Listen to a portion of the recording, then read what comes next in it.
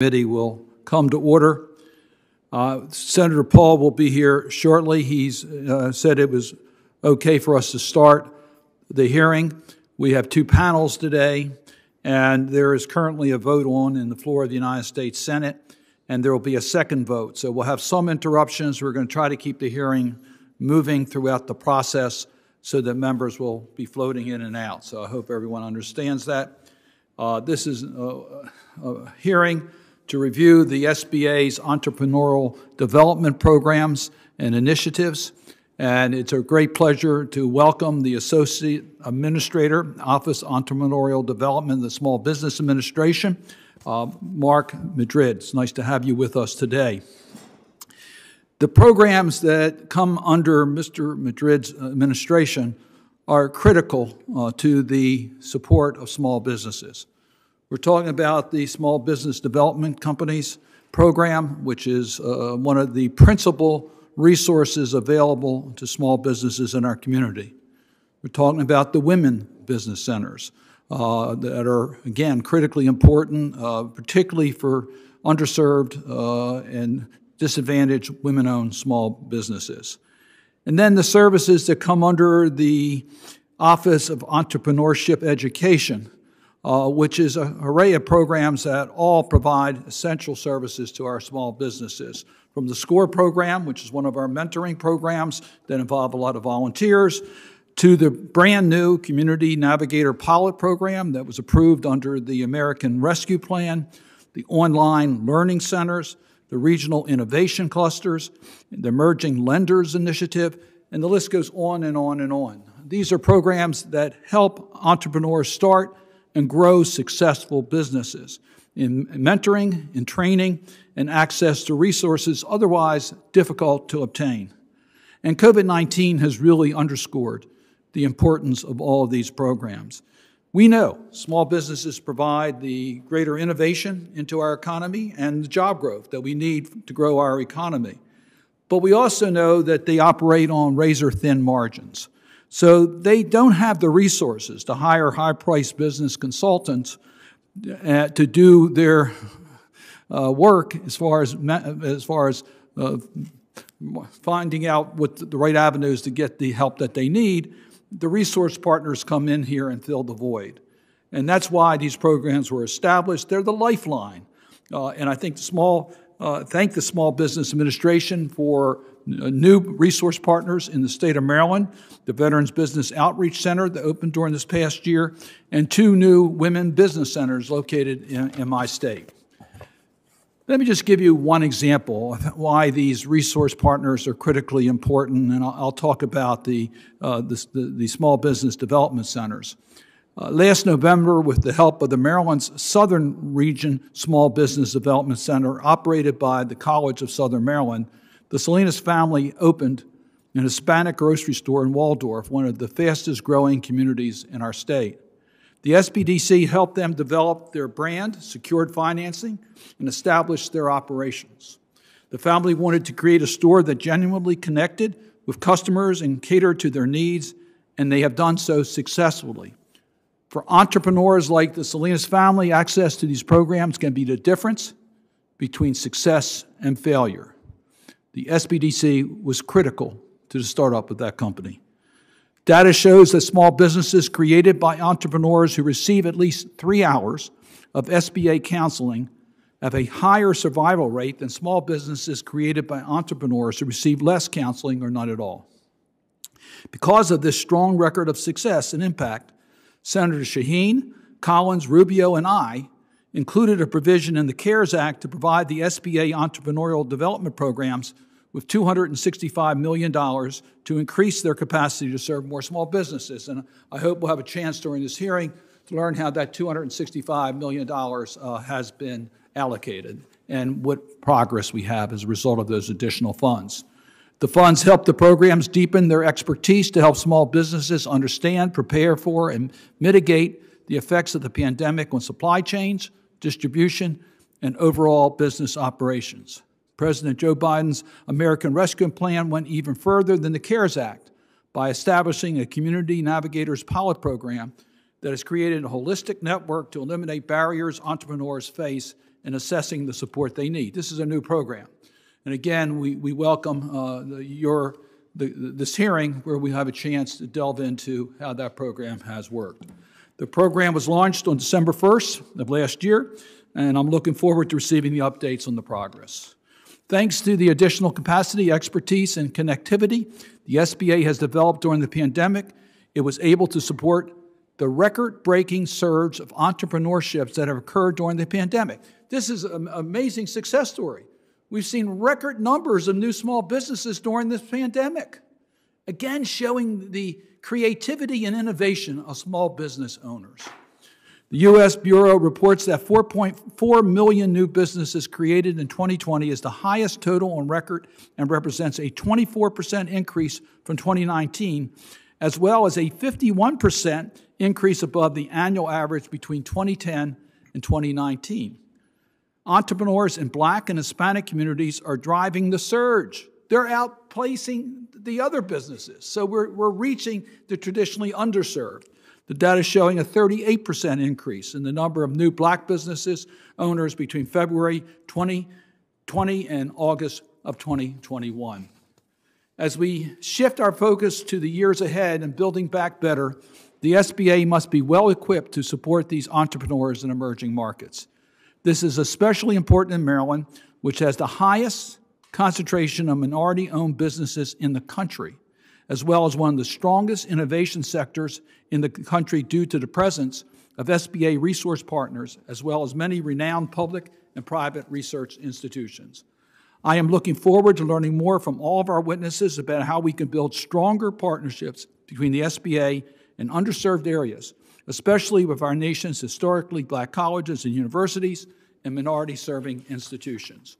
HBCUs are a vital part of Maryland's entrepreneurial ecosystem, with Bowie State University hosting an innovation center and Morgan State University hosting one of the women's business centers that opened during the pandemic.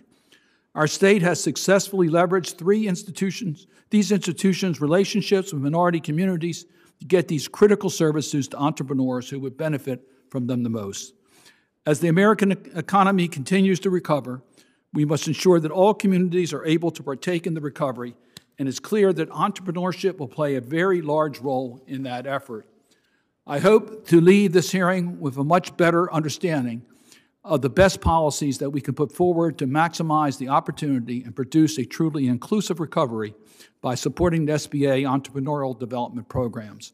With that, we will start with our first panel, and let me now formally introduce the Associate Administrator of the Small Business Administration, Mark Madrid. Mark served as the Associate Administrator for the Office of Entrepreneurial Development at the U.S. Small Business Administration.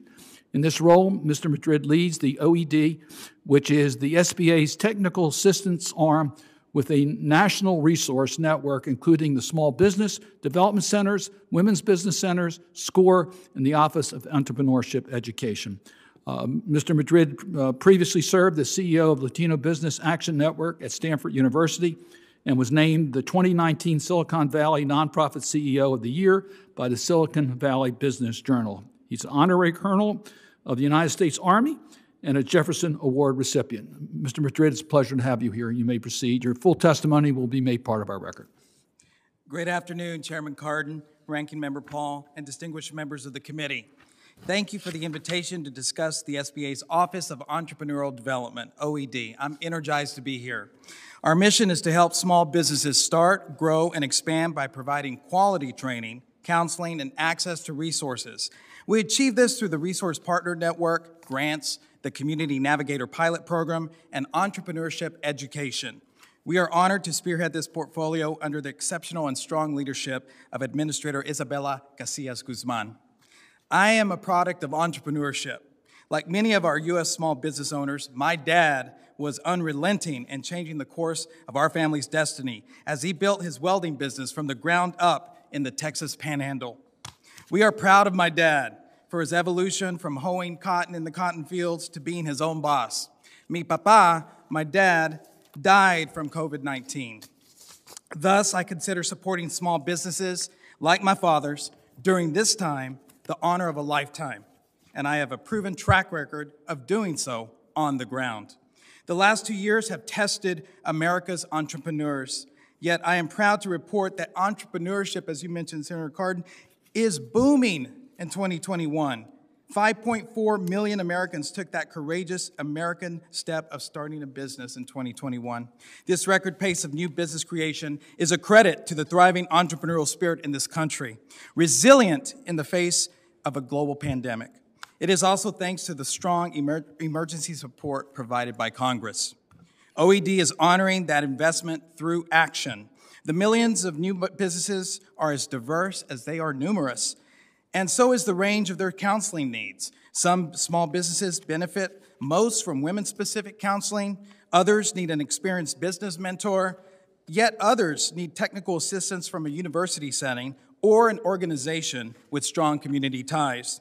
OED's newest program, the Community Navigator Pilot Program, is designed to close resource gaps for small businesses in urban and rural America, including those owned by veterans, women, and socially and economically disadvantaged individuals. Funded by the American Rescue Plan, it provides $100 million in grants to 51 rigorously selected grantees that work with hundreds of community organizations to connect U.S. small businesses to SBA and federal, state, and local resources. SBA's resource partners are also ultimately critical. Small business development centers have tremendous reach via 62 lead centers and over 900 service centers. SBDCs utilize $192 million in CARES Act funding to train over 818,000 clients and jumpstart over 26,000 new small businesses in 2021. One of those clients is Saskia Foley. She is the CEO of Radius Corporation in Kutztown, Pennsylvania. I had the opportunity to visit Saskia. Radius makes sustainable toothbrushes. And because of the Kutztown SBDC, Saskia was able to access an economic injury disaster loan and 2 draws of PPP, enabling Saskia to retain her 29 employees and to compete with major brands on Walmart shelves. Our network of women's business centers also creates gateways for women entrepreneurs. The $48 million in CARES Act funding enabled WBCs to assist more than 87,000 small businesses and help start over 3,300 new small businesses in 2021.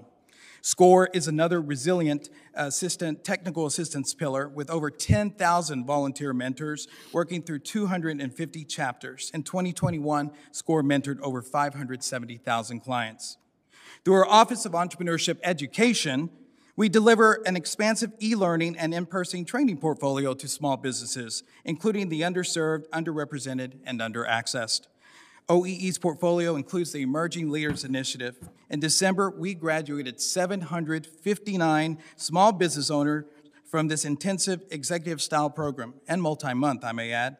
Collectively, these leaders, small business owners, account for over $1.2 billion in annual gross revenues. This program represents why we do what we do in OED.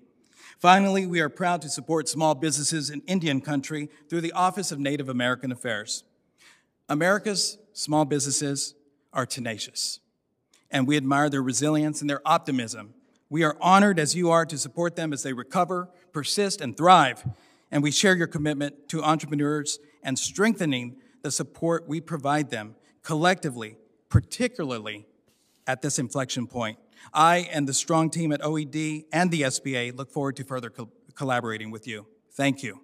Well, thank you, Mr. Madrid, for your testimony, but more importantly, for your service. At this time, I'll recognize the ranking member, Senator Paul, for any comments he may want to make. As we review the tumultuous first year of the Biden SBA, some trends have emerged. Time and time again, the SBA has conducted itself in a manner to prefer one set of Americans over others. Whether it is the unconstitutional way the SBA tried to distribute restaurant revitalization fund money through the use of racial and gender quotas until they were struck down by the judiciary, or it's the awarding of Community Navigator program money to many organizations that overwhelmingly donate to Democrats and the Democrat Party. The SBA seems more focused on political virtue signaling rather than fulfilling its mission, helping American small business thrive. Such a focus is unconscionable when the federal government all but demanded the cessation of economic activity, putting the livelihoods of small business owners and their employees at risk. While the SBA's mind was elsewhere, the agency allowed much of the Office of Entrepreneurial Development's core function to rot from within. Emblematic of that rot is a recent report from the Inspector General. The report looked at what SBA did with $25 million allocated to develop a website for small businesses, to learn about federal COVID programs, and to fund training on those programs for mentors. Turns out, less than 1% of small businesses accessed the website during 2020, and just 62 of 14,000 counselors received any training at all. Simply put, as is so often the case, government is doing more harm than good. According to SBA's own polling of entrepreneurs' experiences, over 2/3 of entrepreneurs were unconvinced that the services they received from SBA resource partners benefited their bottom lines. The irony that a government agency devoted to help small businesses thrive in the marketplace cannot satisfy its customers should not be lost on anyone. The SBA's resource partners can tout their aggregated rather than their client-specific data and anecdotal success stories, but the clients have spoken. The resource partners provided largely useless advice. For every 3 quote-unquote success stories they cite, data suggests there are roughly 7 stories of failure. Frankly, I'm not surprised. The idea that bureaucrats from a government that incessantly demands compliance with burdensome and costly regulations would then deign to educate the innovators and entrepreneurs of this country on how to run a business is frankly absurd. The best thing federal, state, and local governments can do is get out of the way.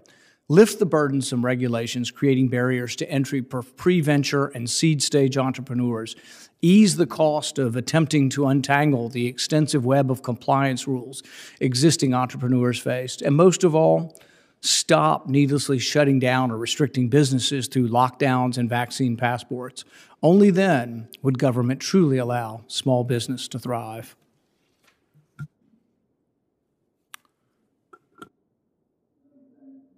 We thank Senator Paul for his cooperation in putting together this hearing. We'll now go to approximately 5-minute rounds of questioning. As I've indicated earlier, there's a vote on the floor of the Senate, so members will need to come in and out, and we'll try to keep the hearing moving forward. With that in mind, let me start the questioning. Mr. Madrid, as I indicated, under the CARES Act, bipartisan support, the entrepreneurship programs were given several $100 million of additional resources. Now, when I take a look at the results and see the significant increase in small business growth during the pandemic, that gives me a degree of confidence that we were helpful, particularly during a pandemic when we know that the valuable help that the resource partners can give can help small businesses that otherwise would not have been able to get that type of assistance. So I still believe we have a major need in regards to emerging markets, and I know that's an area of focus that you have within your division. There's been legislation and efforts by the administration as well as members of Congress to do an uplift program to develop ways that we can work with the HBCUs and minority-serving institutions in order to try to help emerging technologies and companies to be able to get the type of initial help that they need. My question to you is, what additional support do you need in order to provide opportunities for traditionally underserved communities so that they can take advantage of the opportunities that are emerging in America? Thank you, Chairman Cardin.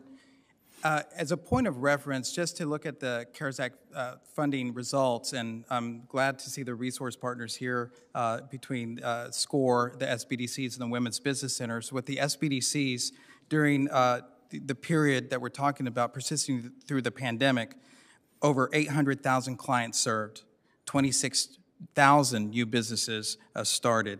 With the WBCs, 87,000 clients served, 3,300 new businesses, and with SCORE, over 570 clients mentored.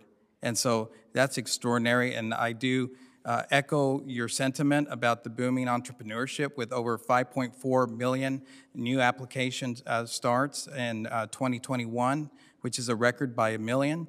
So these resources, when you were asking your question, I wrote the name Yaeli. Yaeli is a bread manufacturer in Miami, Florida, and she owns a company called Annie's Bread Factory, specializing in brioche rolls. And her goal a couple of years ago was just to meet the 250,000 annual gross revenue mark. And when she did, she turned to the local district office, and they told her about the Emerging Leaders Program, which is under the purview of OED.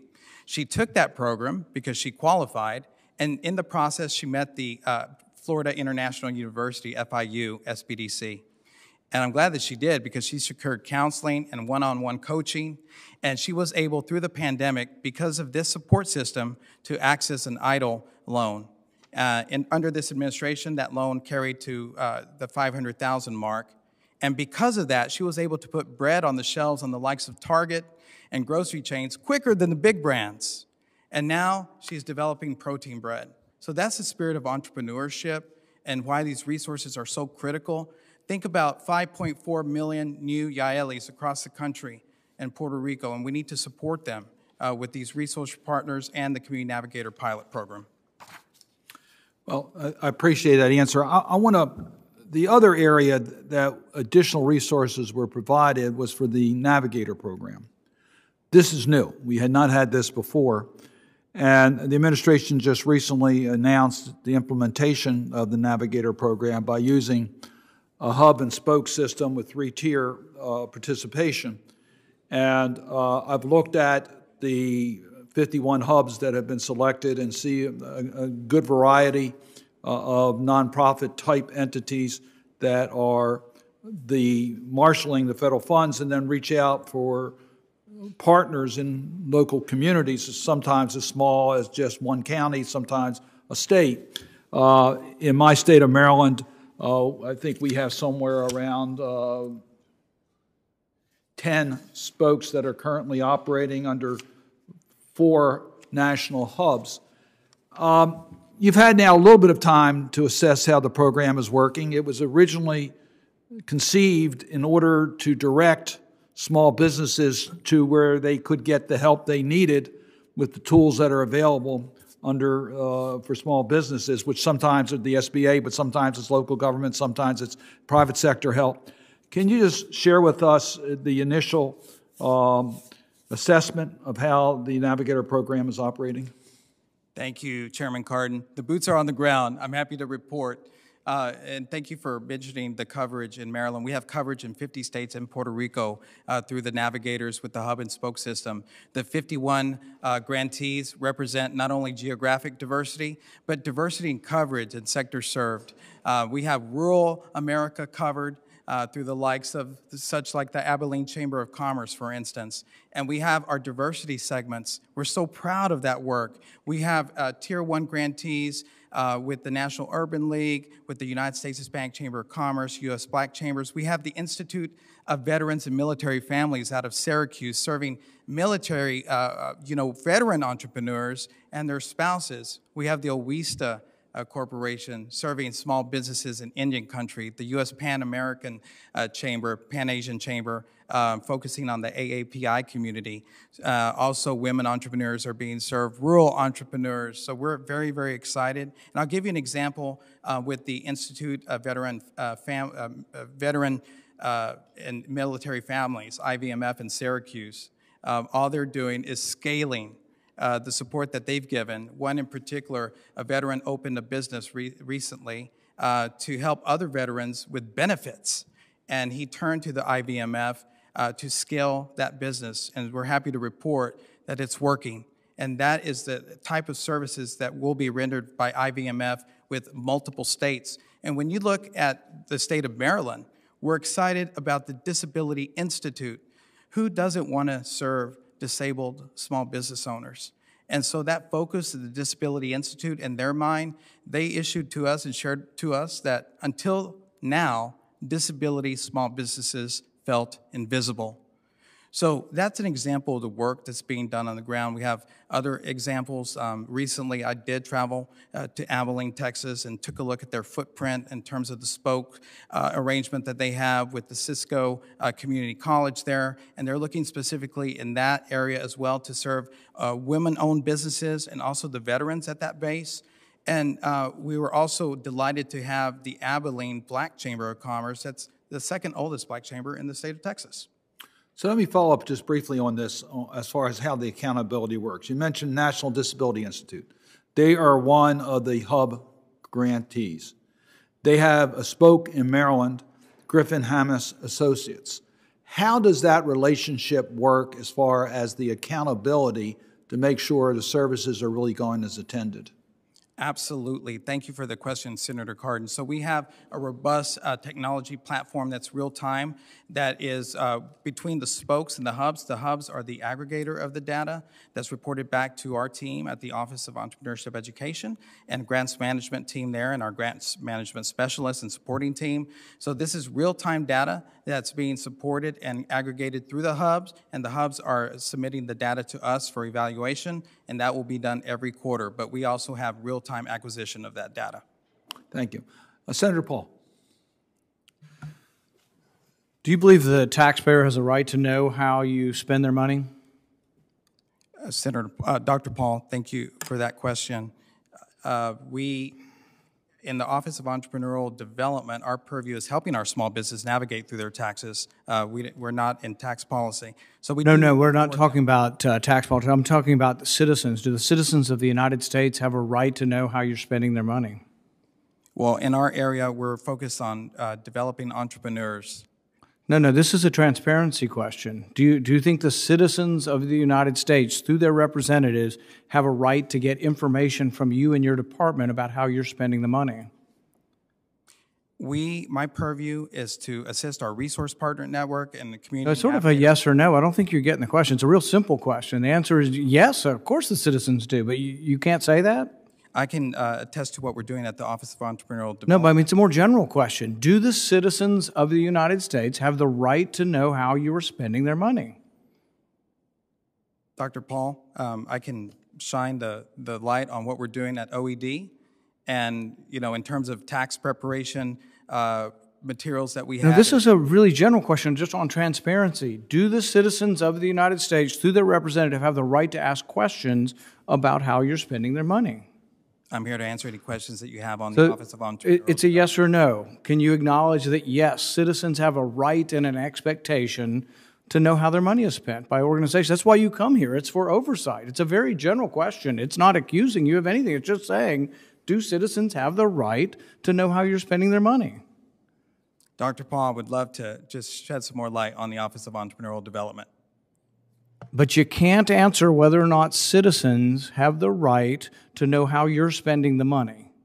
I'd be happy to talk about our tax preparation classes with our resource partners. But you can't acknowledge, yes or no, whether citizens have the right and the expectation through their representatives, Republicans and Democrats, to ask you for information on how money is spent. That's a yes or no question. It's a very basic question about transparency, but I'm not hearing you answer yes or no. Dr. Paul, would love to tell you more about what we're doing at the Office of Entrepreneurial Development. I'm energized to be here and talk about our programs throughout the country. But this sounds like you're obfuscating the issue and you're not willing to answer that there is sunlight and that you're open to any kind of scrutiny by representatives as to how you're spending the money.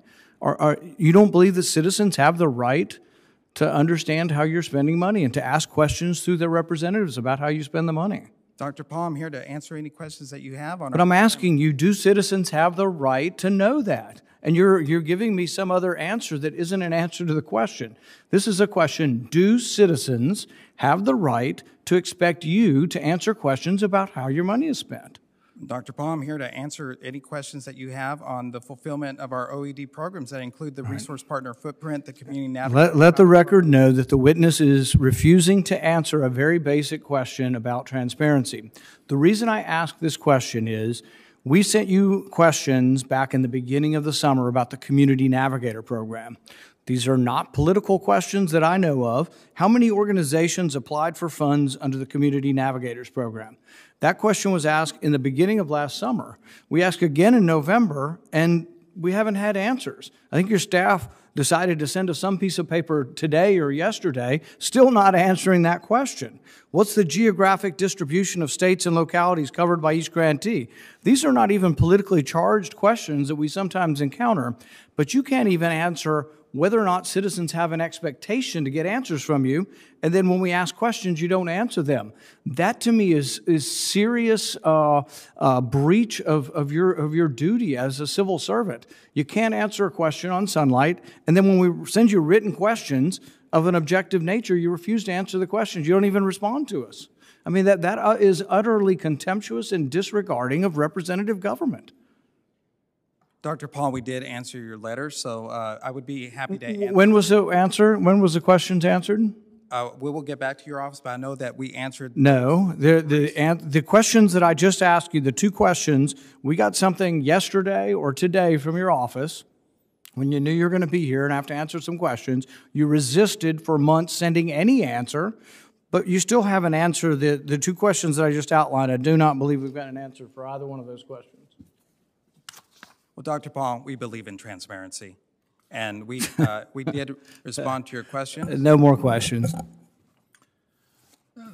Let me point out, I believe the Community Navigator program started in December, so it's a relatively new program. So the information is just, I think, becoming available in a way that it's going to be meaningful for us to be able to obtain the type of information that Senator Paul has requested. Senator Hickenlooper? There, great. Thank you, Mr. Madrid, for appearing today, but also for your extensive public service. And I think your father's story is obviously an inspiration to you, but I think can be an inspiration to all of us. We saw, somewhat surprisingly, a dramatic increase in entrepreneurship during COVID, almost 24%. How are the entrepreneurial development programs, how are they handling that, and how are they supporting these new businesses? Well, thank you, Senator, for your question. I mean, it is an entrepreneurship boom for sure, 5.4 million new business applications. And when you think about that ecosystem in conjunction with the repeat customers of the SBA, those that were going to our resource partners, our SCORE chapters, our SBDCs and Women's Business Center, and then you think about the customers that came to the SBA for the first time during the pandemic. So you have three ecosystems that were supported, and they need to be served, just like I was mentioning about the Yaelis of the world. And we have so many examples that small businesses, we all know that 20% of small businesses that are formed die in the first year. That is a fact. The data supports it. So we all need to work together to support them. After all, they do create almost half of our jobs, and that is just a resounding tick of new entrepreneurship in the midst of a global pandemic. So we look forward to supporting them through the networks that I've described. Great, and I want to just kind of follow up on that because I do know as a small business person myself, I spent 20 years in small business and did avail myself of a SBA 504 loan and went through that whole process after I guess I'd been in business 3 or 4 years. The thing that most surprised me, and I was tremendously, and am to this day, appreciative, was the counseling that in the process of applying for a loan, how much small business advice I got. And my dad died when I was a little kid. I didn't have any family members that were in business. I was really I had to go to the library on how to write a business plan. Honestly, I was a geologist. I didn't know what the word pro forma meant. And the staff at the Small Business Administration really bent over backwards to make sure that not only did I understand the programs, but that I thought, they had concrete suggestions on how I might think about marketing and how I might think about expanding my business, which were invaluable. Part of their advice was about staffing, hiring personnel, and I think certainly when I opened in an abandoned part of downtown Denver, and we had a very diverse workforce. And I think today, we see more and more women-owned businesses, more and more minority-owned businesses, also dealing with diverse workforce, and right now with real challenges in terms of their hiring. And one of those issues that I experienced back then, and I think people are experiencing today, is the skills gap. And how do your entrepreneurial development programs address, how can you do a better job of addressing the issue of reskilling, and how do we help people get those skills that allow them to upskill existing employees, but actually make sure that incoming employees have the necessary skills? Thank you, Senator, for that question. And I chuckled at pro forma because I was also a business owner many years ago, and I didn't know what that meant either until I learned from going to one of these small business development centers. Upskilling and workforce development is critical. I was visiting with a small business owner in Lehigh Valley area, Pennsylvania, in Reading, Pennsylvania, Joanny Cepeda, the owner of Mi Casa Su Casa. And she said, Mark, when the COVID-19 happened, lockdown happened, I had no idea how to transform my restaurant business into a digital business, whether I should go with one of the DoorDashes of the world. And that required education, that required technology. And so she talked about taking care of her workforce, keeping them safe. She talked about quality childcare and access to resources, and also education. So all those buckets we fulfill at OED, whether it's the resource partners that pivoted to be virtual, also that's a rural area. So she was able to lean into the district office and the SBDC and that whole network. And now she's leaning in to community navigators as well that will be servicing that service portfolio in that particular area. Great. Thank you very much, and thanks for all your work. Thank you. Back to the chair, or the ranking member. Senator Marshall is no longer here. Senator Ernst? Yeah, thank you so much. First off, I just want to say that I really do appreciate the Small Business Administration's programs, especially in the area of entrepreneurship, whether that's for our veterans, our women that are looking for opportunities. But I do want to say I am a little dismayed at the lack of an answer to our ranking member, Mr. Madrid. We are accountable to our constituents. They provide taxpayer dollars for many of the programs, most of the programs at SBA, and it should be easy for us to state back to them that we believe in transparency, and yes, they should have the ability to know how their taxpayer dollars are being spent. I think it's incredibly important that we provide transparency to those folks so that we know we are watching out for their dollars at every opportunity. So over the last couple of weeks, I have been in Iowa and doing a 99-county tour that I do every single year. And many of those constituents are telling me that their small businesses are really struggling under the impact of inflation in their businesses. They are struggling with supply chain issues. This is hurting them. It's hurting their employees. It's hurting their families. So on February 10th, I'll be introducing the Price Act, and that would require all proposed spending to include a report detailing the impact on inflation and household incomes to provide American families the economic stability they need against this administration's reckless spending. So again, this is a transparency measure. We want people to know and understand how those taxpayer dollars are being spent.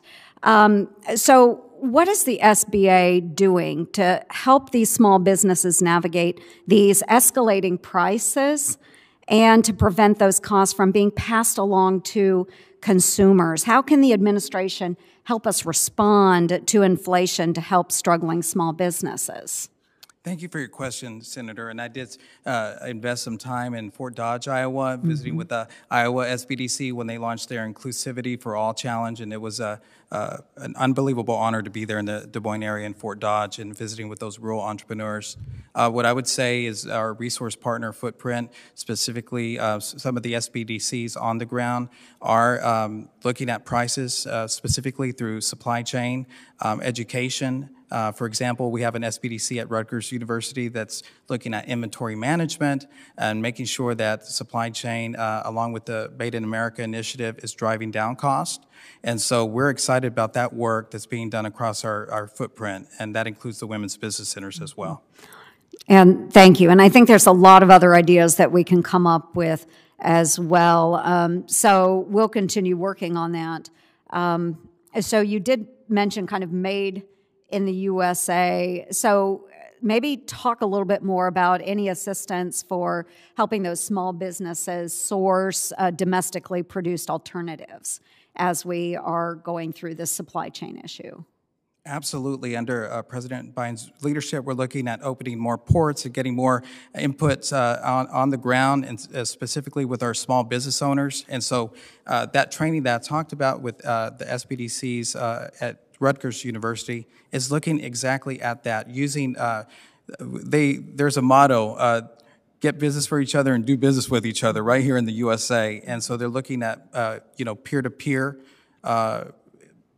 management systems where they can drive down those costs. So that's an example of one of the efforts that's happening on the ground.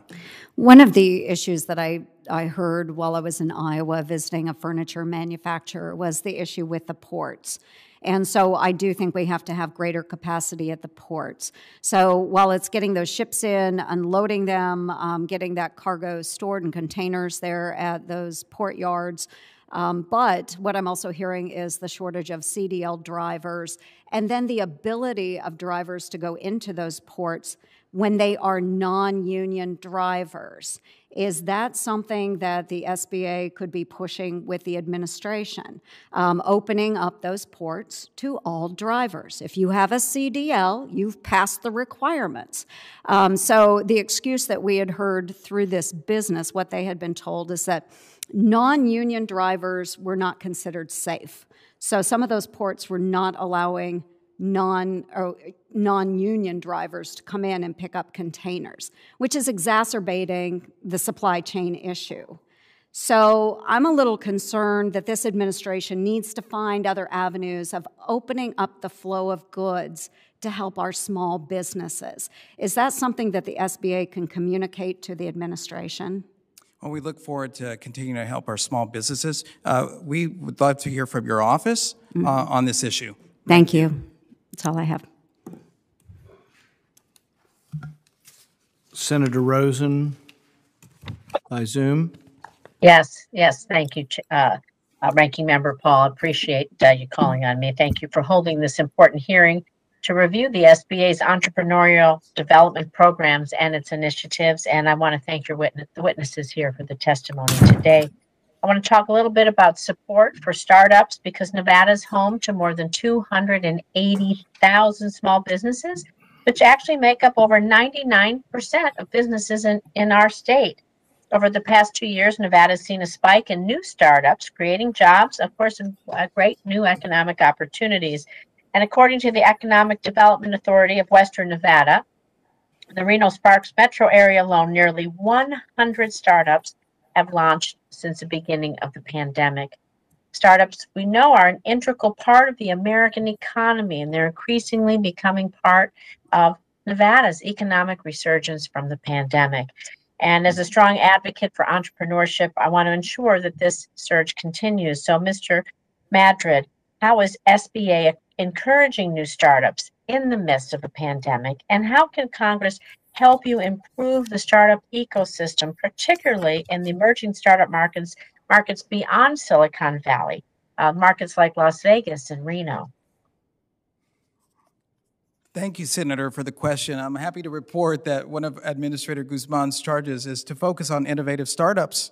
So thank you for your question. Innovative startups, given that stat of 5.4 new business applications in 2021, which is 1 million more than the previous year and a record, this is absolutely essential when we look at the job creation potential, and also considering that 20% of new businesses die in the first year. So we are excited. I'm glad you mentioned, Nevada there. We recently visited with a entrepreneur there that is in utilities. It's Live Electric.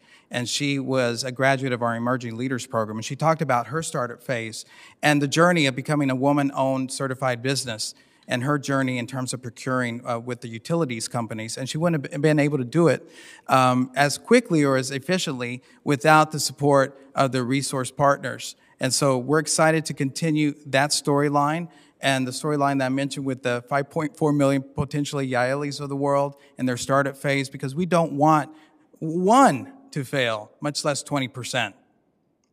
Thank you. I want to move on and talk about expanding our program eligibility because, there's been a lot of economic challenges brought on by the pandemic. It's been devastating for small businesses, of course, not just in Nevada, but everywhere. But Nevada, we still have the second highest unemployment rate in the nation. So for some of my constituents, without additional relief or at least access to the SBA's traditional support programs, their businesses could end up closing their doors. It's why I've made a priority to expand SBA program eligibility to all small businesses in Nevada and nationwide. And last year, Senator Ernst, who was just before me, her and I had bipartisan legislation to allow nonprofit small business childcare providers to participate in all SBA programs. I've also advocated for state legal cannabis small businesses to receive equal support from the SBA. So again, Mr. Madrid, as the U.S. faces a child care crisis, what can the SBA do to ensure that nonprofit child care providers get the entrepreneurial development support that they need? And separately, in Nevada and so many other states, we do have a legalized marijuana. And what can we do to ensure that legal businesses, including state legal cannabis business, small businesses, can take advantage of these entrepreneurial programs as well? Thank you, Senator, and thank you for mentioning this, the criticality of childcare. We are very interested at the agency level to help small business and invest in working small businesses so that they can have quality and affordable childcare. Thank you for your efforts with childcare businesses, specifically in Nevada, and we will continue to look at that. We'd love to work with your office, of course, so thank you for mentioning that. And overall, just about your sentiments on startups and specifically taking a look at the coalition building that's taking place in Nevada. We feel that the resource partners with their nuanced specialty programs and building coalitions together and creating a cross-referral network, including the community navigators, is going to be essential. It's going to be essential in Nevada as well. Thank you. I see my time is just about 10 seconds, so Mr. Chair, I'll yield back.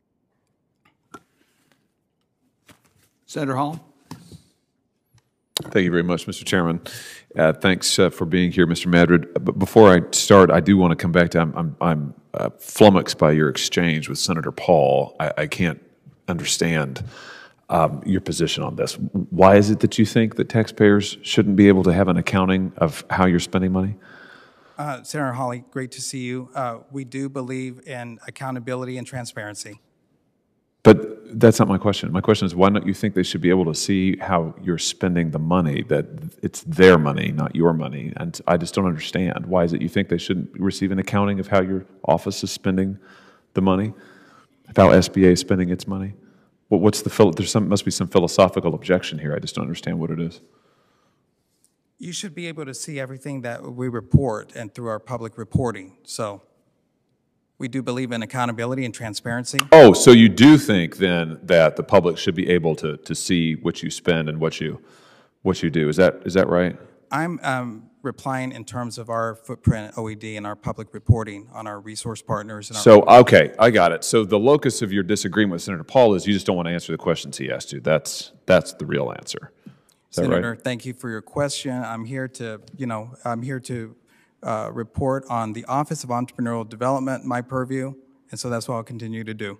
Yeah, the reason I think it's so irritating, frankly, is because this administration and this SBA has repeatedly and consistently stonewalled this committee, and in particular the Republicans on this committee, for going on a solid year now. It's really extraordinary. So to have you come in here and say that you don't think that you ought to have to give an accounting for taxpayer money is really extraordinary. So I just want the record to reflect that I completely agree with Senator Paul and Senator Ernst that your position on this administration's position on this is just really, frankly, unbelievable.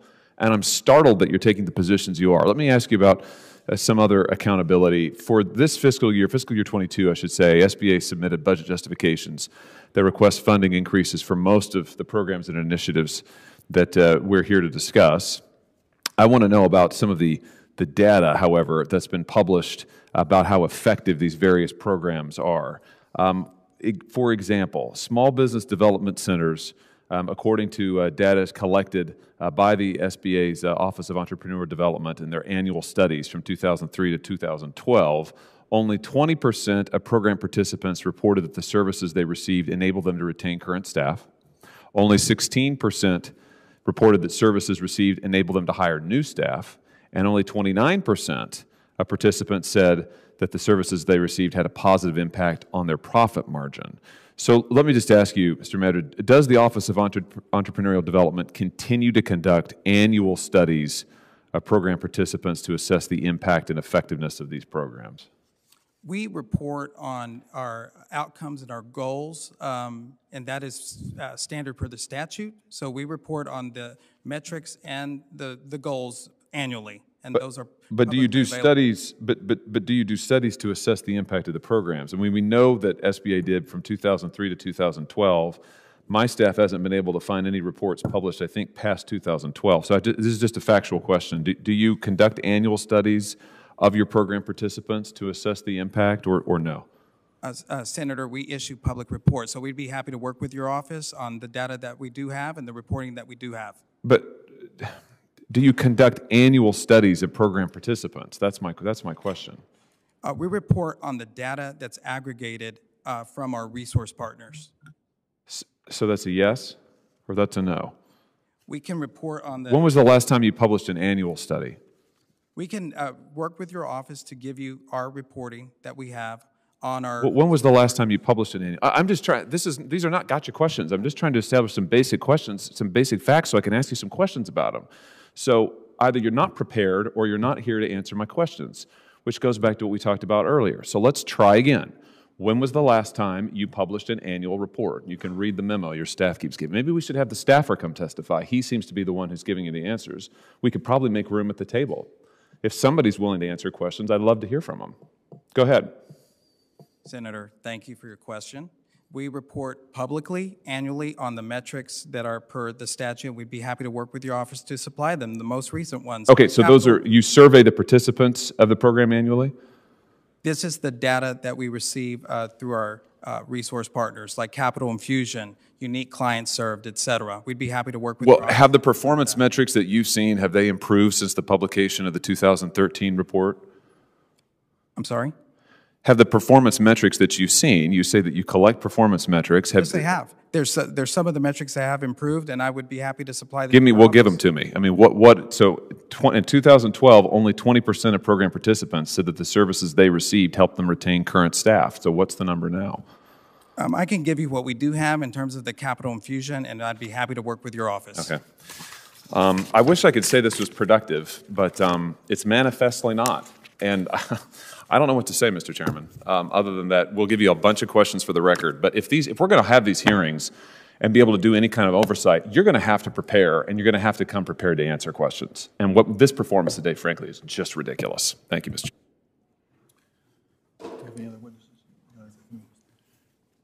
Let me just reinforce a couple comments that have been made. First, every member of this committee is entitled to as much information as we can get for oversight. We do believe in transparency, as Mr. Madrid has said, and we want to make sure that every member has access, as well as the taxpayers have access as to how the programs at any federal agency, including the Small Business Administration, is handled. I am aware of several requests that were made by the minority for information from the Small Business Administration, and I'm also aware of that information being made available to the minority members. Whenever I've been asked by the minority for information. I have tried to facilitate that information being made available, and I think we've been successful in getting that information to the minority. So I just want to go on record to indicate that we've had cooperation from the Small Business Administration in providing members of this committee detailed information. Now, admittedly, a lot of this is not involved in the entrepreneurship programs. This is other areas that have been more of interest to the Republican members. But in regards to the entrepreneurship programs, many of these are, as I said, particularly on the Navigator programs, a new program, and we do really want to oversight that. So we do want to make sure that we get timely information. And let me just reinforce one of the messages from my Republican colleagues. During the last administration, we had significant challenges in getting information as to how the new programs set up under the CARES Act were being administered. We needed that information as we were adjusting the policy and deciding whether to replenish the funds. And we couldn't get that information. We knew there was something needed to be adjusted, but we didn't have the specific information in order to do it, even though we were certain that the SBA had that information, it just wasn't making it available to us. So as an effort to try to correct that, we actually put language in the statute to require timely information to Congress so that we could adjust policies. So this has been a constant challenge in regards to those who administer the programs and getting information to Congress. And it's critically important that we get timely information so that if resources are needed or adjustments in policies are needed or something's not going right, we can work together to make sure that the funds are used in the most cost-effective way. Let's be pretty clear about this. The SBA was charged during COVID-19 with an unprecedented amount of responsibilities. Over $1 trillion of assistance was given out under the umbrella of the SBA. They had never before come anywhere close to that amount of money being allocated over multiple years. So this was a new challenge, and I think by and large we were very proud of the manner in which these programs were stood up, the amount of extraordinary work the staff put in to make sure these timely aids could be gotten. So I just really want to make it clear that despite some of the questions and the tone of the questions, I do believe we've had cooperation from the SBA. I would like to see more timely information made available to us so that we can do our responsibility, and would urge the administration to be sensitive, not just to the Inspector General, but to Congress, to make sure that we get timely information in order to properly be able to review programs. With that, Mr. Madrid, thank you very much for your testimony, and we're going to turn now to the second panel. Thank you very much.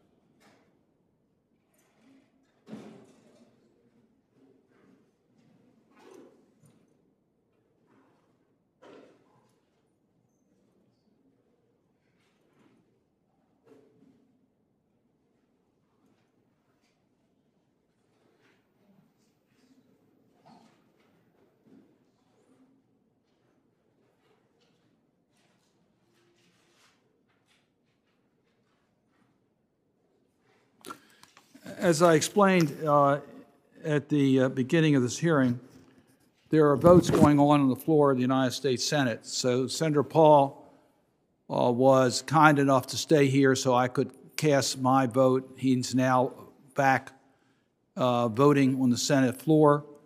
We have 6 witnesses on the second panel. I believe Senator Paul may wish to make some additional comments in regards to 3 of these witnesses that were invited at his request. So what I will do is give brief introductions for all 6, but recognize that Senator Paul may very well wish to supplement that in regards to the 3 witnesses that he invited to the panel. So let me welcome all 6 of our witnesses.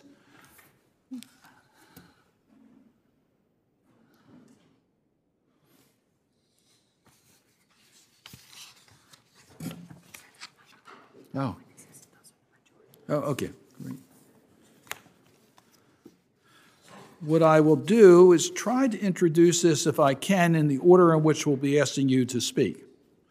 Our first witness will be T. Rowe, who is the President and CEO of American Small Business Development Centers. Mr. Rowe has a long history of legislative and advocacy experience on behalf of the small business community. Prior to joining America's SBDC, he served as the Associate Administrator for Congressional and Legislative Affairs for the United States Small Business Administration from 2005 to 2009. Next would be Mr. Michael Hendrick, who is a Senior Fellow and Director of State and Local Policy at the Manhattan Institute. His writings have appeared in various national publications, including the National Review, the City Journal, and the National Affairs. He holds a master's degree in international relations from the University of St. Andrews.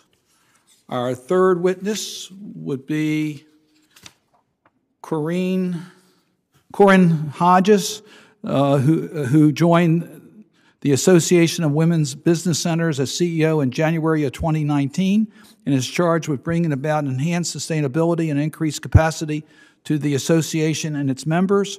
Her immediate priority is the modernization and reauthorization, an issue I want to talk about, of the Women's Business Center program, while building capacity throughout the growing network of 135 women business centers. She resides in beautiful Brunswick, Maryland, with her husband of 16 years and her 14-year-old child. Our fourth witness is Chris Edwards. Chris Edwards is the Director of Tax Policy Studies at Cato Institute and serves as a member of the Fiscal Future Commission of the National Academy of Sciences. Prior to joining Cato, he served as a senior economist at the Joint Economic Committee, a manager with PricewaterhouseCoopers, and an economist with the Tax Foundation. He holds a bachelor's in economics from the University of Waterloo and a master in economics from George Mason. Our fifth witness is Bridget Weston. Bridget Weston is the CEO of the SCORE Association, where she provides executive leadership and works directly and collaboratively with the board of directors to establish the vision and direction of SCORE. Additionally, she has served as a member of the Futures Task Force that created SCORE's vision for 2025 and has been a leader in the FY 2020 tactical plan for SCORE's. And rounding out the panel is Hannah Cox, Content Manager and Brand Ambassador for the Foundation for Economic Education and the host of the podcast Based Politics. Her work revolves around the defense of free markets, individual liberty, and limited government.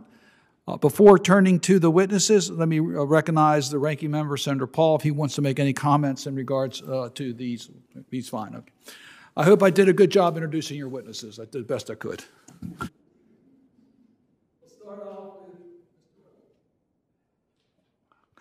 Thank you, Chairman Carden. I should point out, without objection, your full written testimonies will be made part of the record. You may proceed as you wish.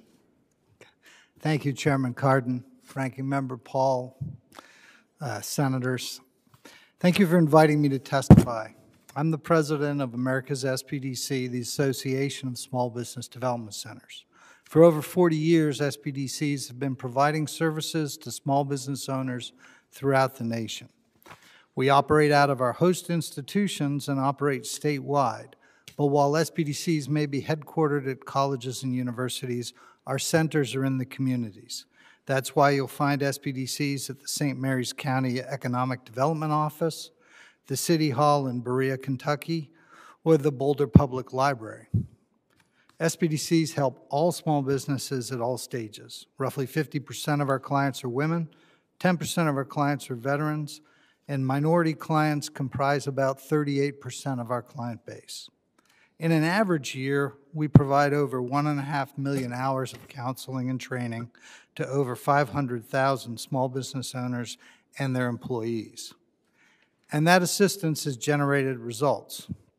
From 1990 to 2020, our clients accessed $82 billion in capital, increased their sales by $134 billion, and created 4 million jobs.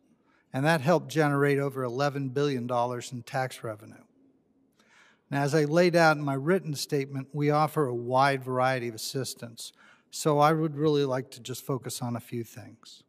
First, our COVID pandemic response. Over the last year and a half, SBDCs have done over 3 years' worth of work. We participated in over 3,500 webinars and assisted over 315,000 people just in the first few months of the pandemic. Our networks opened new centers like the 9 in Pennsylvania, hired new advisors, and pivoted to provide specific services aimed at helping small businesses weather the pandemic.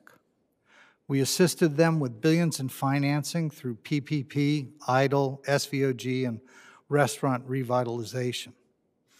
And now, hopefully coming out, our client surveys show us that the most urgent need is finding new customers, which was also their most frequent challenge during the pandemic. Of course, they also still need help with strategic planning, digital marketing, supply chain flexibility, and employee retention. Going forward, we see small businesses increasingly relying on technology. That's why we teach cybersecurity as well as social media. We've based our cybersecurity program on the DoD's cybersecurity maturity model. The Delaware SBDC's Data Assured program covers all facets of that DoD guidance to provide basic education for small businesses. And it was nationally recognized by the Department of Homeland Security and has been adopted by over a dozen other SBDC networks. Now, these changes are all going to present significant challenges in communities, underserved communities, particularly with limited broadband access. And those are both urban and rural communities. And to overcome that, SBDCs are increasing our outreach, working with Urban League chapters, Black and Hispanic chambers to ensure that we're reaching everyone. And we have centers at 21 historically Black colleges and universities. And to further that effort, we've begun the Inclusivity Challenge based on our Northern California SBDC's Inclusivity Project. The Inclusivity Challenge is all about helping all entrepreneurs overcome impediments to their success. That effort is complementary, we believe, to the Community Navigators program. In fact, several SBDCs are already engaged in Community Navigators. We're dedicated to finding the most effective ways to deliver services to small business. And to that end, we strongly support reauthorization of the entrepreneurial development programs. We think it's time to review and renew the commitment to assisting small business. I have one final item, and that's the need for collaboration and cooperation between all small business programs. Now, our 3 programs work well together, but there are so many more across the federal government, and frankly, we need to integrate all those activities so we can all be more effective and cut out what I consider to be unnecessary friction and silos. That concludes my testimony. I look forward to any questions you all might have. Thank you. Thank you. Michael Hendrick. Chairman Cardin, Ranking Member Paul, members of the committee, thank you for the honor of participating in today's hearing. My name is Michael Hendricks, and I serve at the Manhattan Institute. And today, I want to be clear at the outset, entrepreneurial success makes the American dream a reality. New businesses create jobs, foster opportunity, help build vibrant communities, and empower marginalized Americans. And the SBA, through its resource partners, has committed to assisting these entrepreneurs, and they should be applauded for their worthy mission. But my message today is also simple. The SBA's entrepreneurial development programs and initiatives are too often opaque, ineffective, and duplicative. We must find a better way to serve America's entrepreneurs. First of all, the track record and oversight of the SBA's entrepreneurial development program is spotty at best. If these programs helping small businesses were small businesses themselves, they would have failed. I've visited these offices before. At a startup hub, I was told my first step as a technology entrepreneur was to visit the library to learn Microsoft Word. And after that, to write a business plan, which I could design with MS Paint and clip art. Not only was this advice clearly out of date, it was also out of context. Worse yet, the SBA and their partners are barely keeping track of whether their work actually works. The SBA's Inspector General has found again and again that the agency has poor oversight over its resource partners and the taxpayer dollars they're spending. For instance, they were not accurately measuring or reporting whether SCORE was achieving any goals or, quote, assessing whether the program achieved its intended purpose. I can't imagine they'd advise their clients to do the same. Nor would I hope that they would recommend their own management practices. The SBA's recent multi-million-dollar hub for educating small businesses during the COVID-19 pandemic ended up helping just 1% of the businesses it was intended to serve. And out of 14,000 resource partner counselors, only 62 completed any of the training intended to help them help businesses. Just 62 out of 14,000.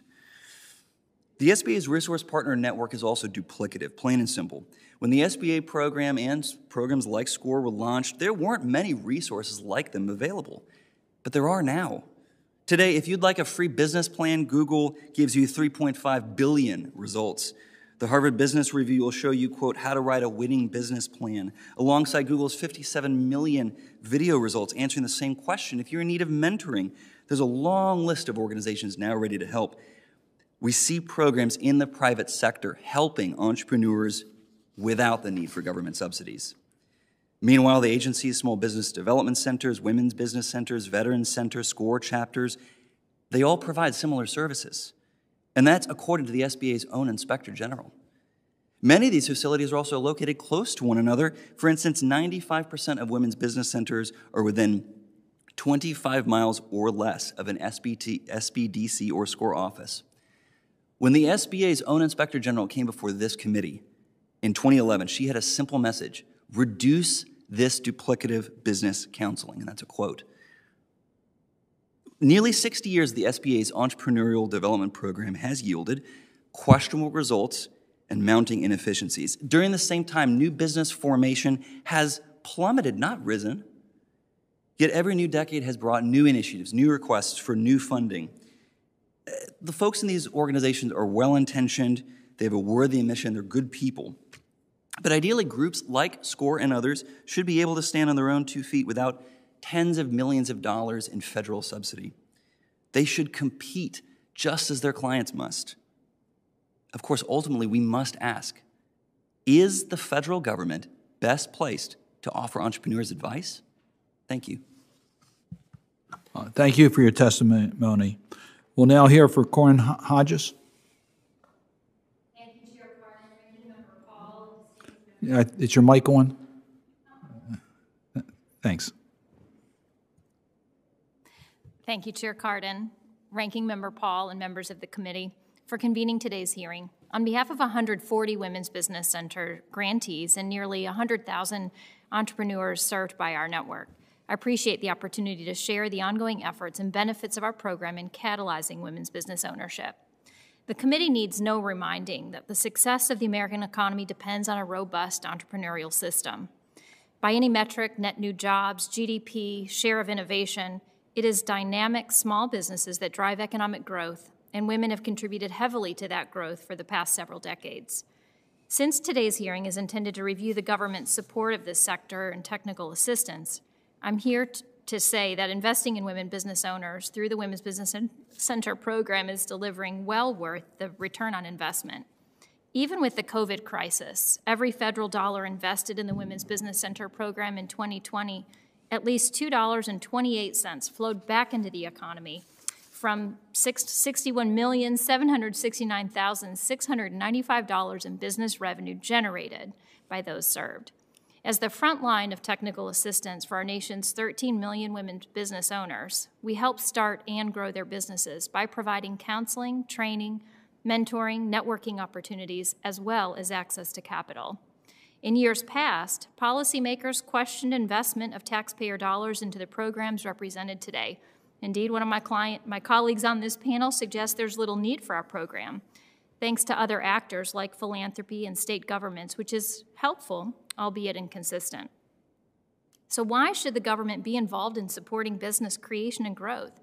Well, simply put, it's the greatest economic imperative our country has. It's why entrepreneurship, commerce, and intellectual property are cemented in the U.S. Constitution. Now, in this defining moment of crisis and resilience, we should be doubling down on our investment, not shortchanging it. The critical support of women's business centers and the CARES Act, for which we're grateful to this committee, was a perfect experiment. With additional funding, women's business centers' impact skyrocketed across every metric, including a 36% increase in the number of clients served, despite the challenges that were presented to them in remote work. But beyond the macroeconomic imperative, entrepreneurship is one of the most effective ways to close the wealth gap and produce long-standing generational wealth among women, minority groups, and veterans. So this dual benefit of the program far outweighs the relatively small investment in the context of the federal budget. We mustn't overlook the importance of consistency that our program provides as a reliable source of counseling and support, no matter the circumstances. To best serve their communities, Women's Business Centers' doors must remain open, in the good times along with the bad. But that's not to say the program should be etched in stone. Indeed, we're pleading for this committee to modernize it. In the last Congress, legislation that would have better prepared women's business centers for COVID-19 passed the House, but it stalled in the Senate. We hope this committee and its counterpart across the Capitol can address statutory anachronisms and flaws and bring our program literally into the 21st century. I urge this committee to consider introduction of complementary legislation to the bipartisan bill recently introduced in the House of Representatives, H.R. 6441, the Women's Business Centers Improvement Act of 2022, which addresses long-standing requests of women's business centers, of this committee, and of SBA. It increases the grant cap and indexes it to inflation, and finally reauthorizes the program for fiscal years 2022 through 2025. The bill addresses several deficiencies cited in OIG reports by strengthening coordination between AWBC and SBA, and most critically, creating an accreditation program to ensure uniform standards across the program. Notably, this is something our peer resource partner has, yet it continues to be a disparity for women entrepreneurs. Women Business Centers not only survived the last 2 years, but brought forward more than 170,000 women entrepreneurs and helped them leverage well over $750 million in capital, a significant contribution to the small business ecosystem and the American economy. We're proud of our achievements, and we urge Congress and this administration to continue to entrust us with this vital work. We stand ready to work with this committee and pass much-needed legislation to modernize the program. Thank you so much for this opportunity to testify, and I'm happy to answer questions. Thank you for your testimony. We'll now go to Chris Edwards. Thank you very much, Chairman Cardin and Ranking Member Paul. The Chairman is right that entrepreneurship is a bright spot in the economy. Since the summer of 2020, the number of U.S. business startups has soared. However, I am worried that rising inflation, possible tax and regulatory increases could undermine this startup boom. Startups are crucial to the economy. They add competition. They drive innovation. We're all agreed on that. I am skeptical that governments need to fund entrepreneurial development, however. Many private institutions, as Michael was talking about, fill similar functions as SBA's entrepreneur programs. For example, America has 335,000 angel investors who are wealthy people that invest in startup businesses. Angels are in every city and town in the nation, and they provide advice and guidance to entrepreneurs. So governments can spur entrepreneurship with policies favorable to angel investment, and as I've written, low capital gains taxes are crucial to angel investors. Many private foundations fund entrepreneurship programs. The Kauffman Foundation spends $100 million a year on training for entrepreneurs. I noticed recently that the PNC Foundation, the banking company, recently gave $16 million to create the National Center for Entrepreneurship at Howard University, supporting black entrepreneurship. The Blackstone Charitable Foundation, the Coleman Foundation, and many others spend millions of dollars a year on entrepreneurship programs focusing on disadvantaged communities. The National Foundation for Teaching Entrepreneurship says that it reaches 100,000 students a year. Entrepreneurship degrees and certificates are offered at over 500 colleges today. And as Michael touched on, there's a huge array of free entrepreneurship courses online and on YouTube. So these growing efforts for entrepreneurial development cast doubt on the need for federal involvement, I think. Let me switch over to regulations for a few minutes. Efforts to boost entrepreneurship, either by SBA or private, by the private sector, are undermined by barriers to startup. Economists generally agree that the regulatory barrier on small businesses is much larger relatively than on large businesses. Regular surveys of small businesses by CNBC, the NFIB, and others find that regulation is a major concern of small businesses, although recently inflation has risen to the top concern of small businesses. I recently conducted a study on state local regulations on startups, and here I'll give you a few examples of how regulations really can really undermine startups at the state and local level. Occupational licensing Most of us are aware of this issue. The share of U.S. jobs requiring an occupational license has risen from just 5% a few decades ago to over 20% today. Licenses cost time and money that young people with modest incomes may not be able to afford. So occupational licensing restrictions are restrictions on startup businesses. Alcohol licensing. This is a really surprisingly big issue. Alcohol licensing is a big hurdle to restaurant startups. In my study, I found 18 states that strictly cap the number of liquor licenses in towns and cities. The caps can make restaurant startups very costly or block them entirely. In these 18 states, entrepreneurs may have to pay literally hundreds of thousands of dollars to get a liquor license. Those high costs favor corporate restaurant chains over independent and moderate income entrepreneurs. Cities with tight alcohol license caps can strangle economic development, particularly in poorer neighborhoods, because in those neighborhoods, the entrepreneurs can't afford these expensive licenses. This is a big problem in New Jersey. It's a big problem in Massachusetts.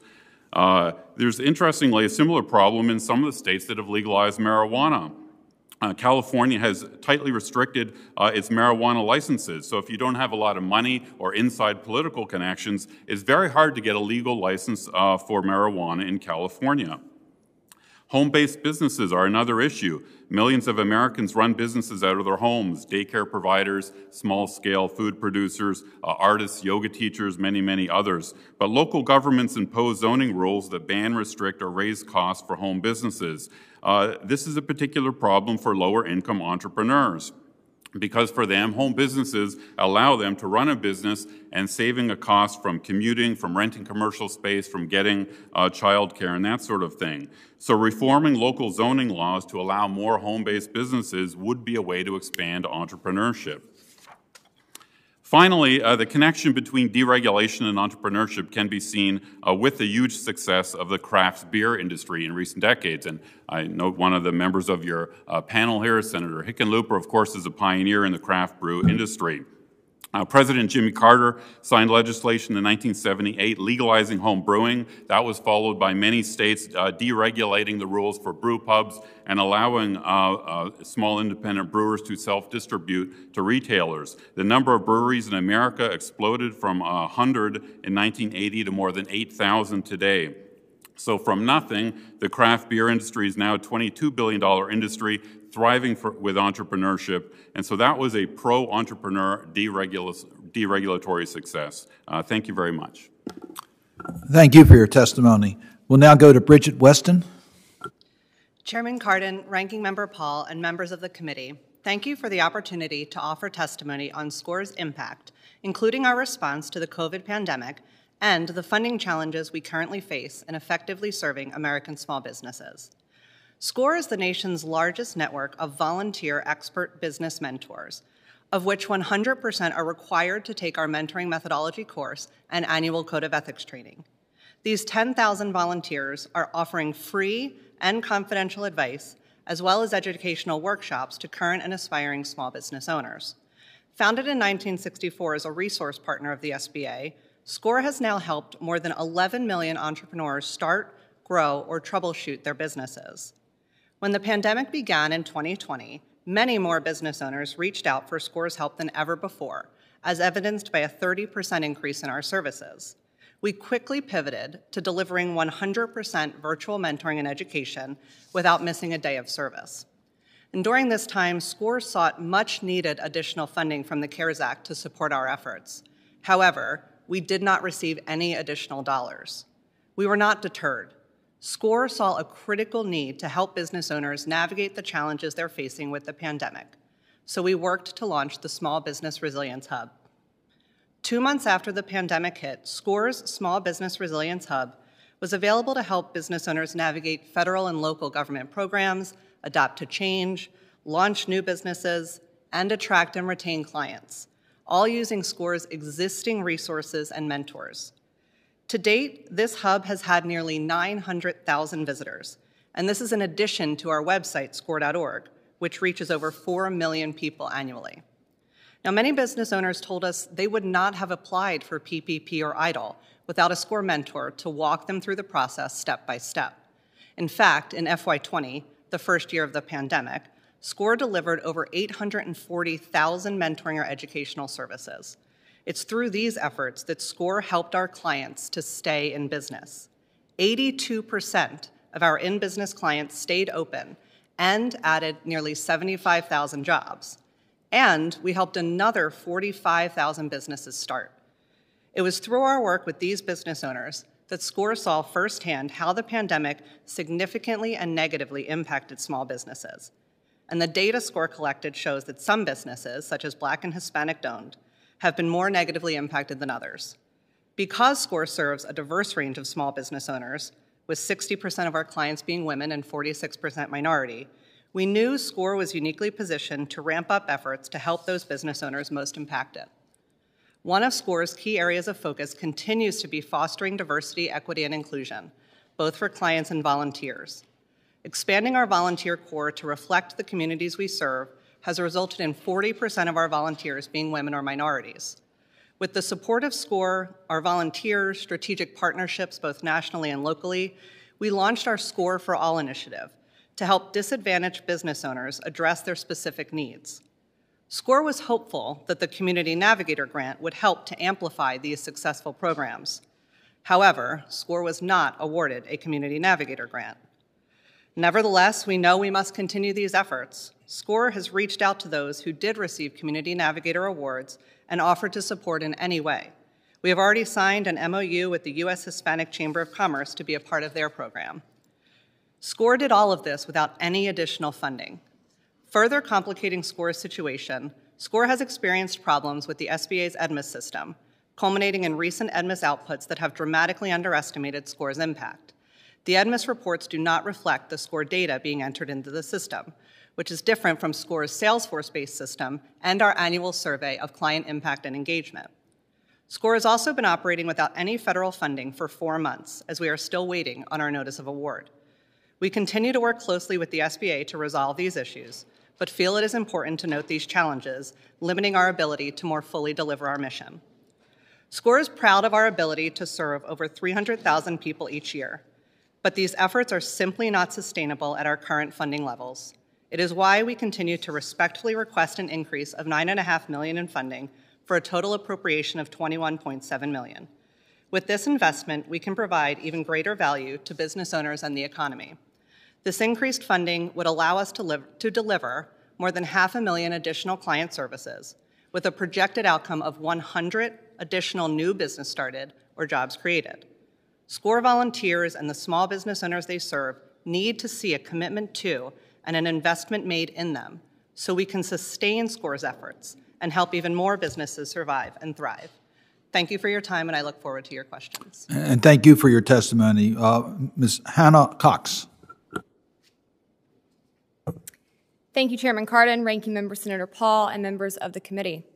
When I was born on December 30th of 1987, it was not yet legal for me as a woman to secure a business loan without a male co-signer in most states. That was merely 34 years ago. In 1963, when my mother was born, she could not yet obtain a credit card without a man. Women have faced unique challenges in this country, but they are challenges that we face because our government first upheld a system that treated us as second-class citizens under the law for centuries and erected financial barriers we have had to tear down. Due to this, we had some catching up to do in the business world. But since receiving equal financial footing, the number of women-owned businesses increased by 31 times, rising from 402,000 businesses in 1972 to 12.3 million businesses, or 40% of all firms, by 2018. Today, women face these same struggles when it comes to entrepreneurship as men, struggles that, it must be pointed out, continue to be created by our government and its meddling in the market. True feminism means the advocacy of women's rights on the basis of the equality of the sexes. So I'm here today to advocate for men in business every bit as much as I am to advocate for women, because what the government is currently doing hurts all of us. What entrepreneurs need to be successful is not a government handout. What we need is for the government to get out of our way. Entrepreneurs are being choked to death by the federal government's expansive regulatory apparatus. Between 1995 and 2017 alone, there were 88,899 rules and regulations implemented. Government agencies and unelected bureaucrats have run amok and are throttling our economy, while Congress fails to rein them in. As a result, business owners are forced to spend the bulk of their time jumping through legal hoops and wasting their profits on compliance. This is despite laws like the Small Business Regulatory Enforcement Fairness Act, which is supposed to ensure federal agencies help small businesses comply with statutes and regulations. This has largely not happened, and American entrepreneurs receive little relief when it comes to maneuvering this framework. The federal government also makes it increasingly difficult to succeed in business as it renders our currency void through reckless spending policies that drive the printing of new dollars and as it excessively taxes us at every turn. We are being pillaged by your policies. This includes the $4.9 trillion in new spending under the CARES Act, which led to rampant inflation. Prices have risen 7%, representing the largest increase in a 12-year period in the last 4 decades. For entrepreneurs, that's a tremendous hidden tax. It's money they no longer have to hire, expand, or save. And it also means consumers have less money to spend. You've stacked the deck against us. Not only that, but the federal government continues to pick winners and losers, giving our tax dollars to big business competitors and rigging the playing field against entrepreneurs. You do this through subsidies, selective tax breaks, regulations, and programs that prioritize some business owners over others. As one example, the Restaurant Revitalization Fund, administered by the SBA, prioritized awarding funds to small businesses owned by women, veterans, or disadvantaged individuals, despite the fact that unconstitutional government lockdowns harmed all restaurants. This is only scratching the surface when it comes to the ways that the federal government serves as a barrier to entrepreneurship. The federal government purports to promote competition and entrepreneurship with its right hand, while its left is the primary source strangling the free market. The federal government is one of the last entities that should oversee entrepreneurship programs, and we've seen no numbers, no proof of efficacy in their work to counter that point. In fact, the research we have shows the opposite. The Office of Inspector General evaluated the SBA's handling of the CARES Act grant to train, counsel, and educate small businesses on federal resources. Under this grant, partners were given $18.6 million to create an informational and training hub, yet the office's report found that less than 1% of the 30 million small businesses this was intended for used the portal. And only 62 of approximately 14,000 resource partner counselors and mentors completed any of the training modules. That's a tremendous amount of our tax dollars being wasted. Tax dollars that entrepreneurs could do a lot more with if they were left in our pockets. The SBA recently announced it intends to elevate the Office of Women's Business Ownership, and in a statement on the reorganization, staff claimed this was indicative of the Biden-Harris administration prioritizing recovery for small firms and addressing long-standing inequities for women entrepreneurs. I find this offensive. You cannot claim that the federal government cares about female entrepreneurs after it worked to shut down our businesses, close schools, leaving women in the workforce scrambling for childcare, and mandated vaccines and COVID policies that have cost billions of dollars. The same is true as it always was. The government is the main roadblock to our success. The only role the federal government has to play in entrepreneurship is in removing the onerous burdens that is placed on the backs of every hardworking American. Women need the government to quit fantasizing itself our knight in shining armor, when in reality it is more akin to a wicked stepmother locking us away from opportunities. We need the government to remove itself from the market so that we can actually take up space and use the dollars currently being wasted for innovation and growth. Thank you. Let me thank all 6 of our witnesses for their patience and their testimony. With Senator Paul's consent, I'm going to go to Senator Inhofe first, who has a conflict on time. Well, thank you very much, Mr. Chairman. I appreciate that. It was very important for me to get over and ask a couple of questions. Ironically, I got here just in time to hear Ms. Cox. I'm not sure I need to do that now. However, I just want to make sure that to emphasize the problems that we're having in my state of Oklahoma, and other states are having the same types of problems. We talk about the inflation up to 7%. The highest has been in 40 years. The small businesses are having the effect of this. Is there anything that you can add? I had 2 questions I wanted to ask you. How would the radical spending plans only serve to hurt the small businesses and hinder entrepreneurship?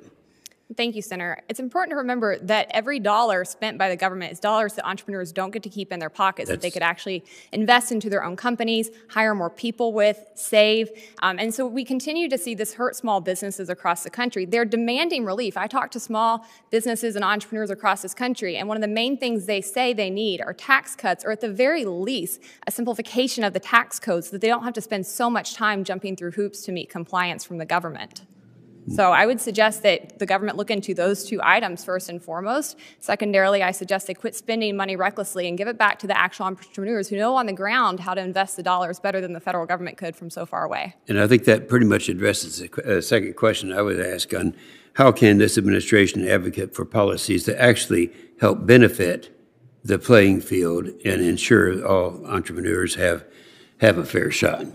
Yes, I would love to see an actual review of all the regulations currently in play in various industries. I think it depends on which industry we're looking at, but if you examine any given one at a certain moment, you're bound to find a number of ways the federal government is preventing entrepreneurship and hurting small businesses. I'll use one bill that comes to mind within the agriculture industry right now. The PRIME Act is seeking to make it to where small farmers can merely just sell their meat without having to jump through the hoops the federal government has laid out for them to process their cows.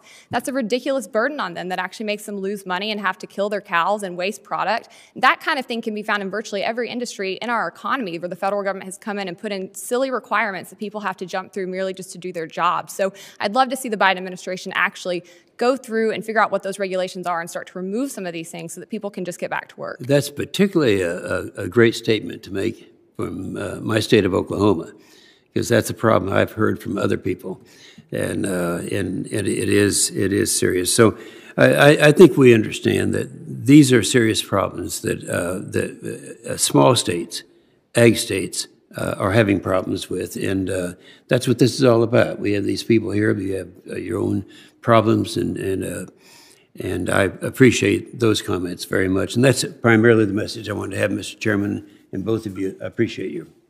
Thank you. Thank you, Senator Inhofe.